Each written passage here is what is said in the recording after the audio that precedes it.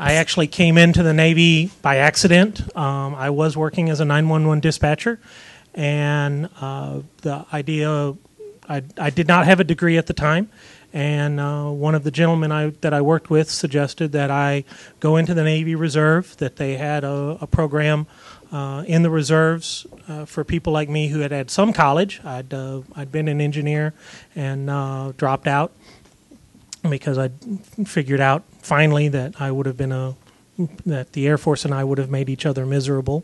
I was in Air Force ROTC, and I greatly respect anybody that can serve in either of the other branches, because I've had experience in them, and I know I would not have fit well in any other service but the Navy. And but he suggested that I become a gunner's mate, because they're the guys who do shipboard security. They handle firearms, things like that. And if I was going to stay in law enforcement, I needed the training, I needed the education, and that was an easy way to get it without spending a lot more time in college. So I did that, and ended up not staying in law enforcement. Discovered that there was this whole world around the ocean, industry around the ocean, and that I liked doing it. I liked being around the water. I loved the Navy, and that led me to pursue a degree in Galveston. Worked for several years in the maritime industry, and then ended up in D.C. and then here. So what are your areas of particular interest? Well, of course, submarine history. I'd better be interested in submarine history. Working at the museum, our primary focus is submarines. For those of you who are not familiar with the museum, U.S.S. Razorback was built in World War II.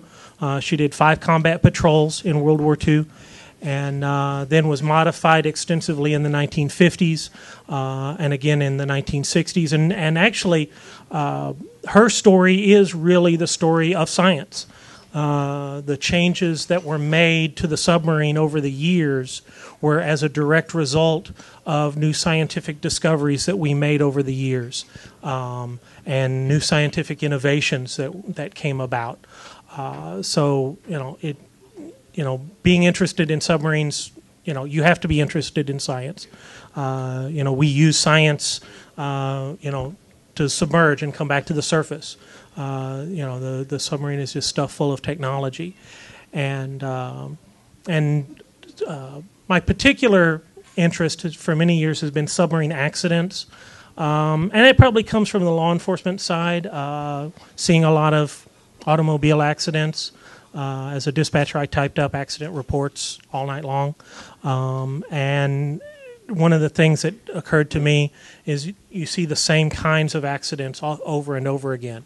And so when I went to Texas Maritime Academy in Galveston, that was something, of course, that's of great interest in the maritime world, because when 2 ships have an accident, not only can lives be lost and the environment can be damaged, but also, hundreds of thousands or even millions of dollars of property can be damaged or destroyed.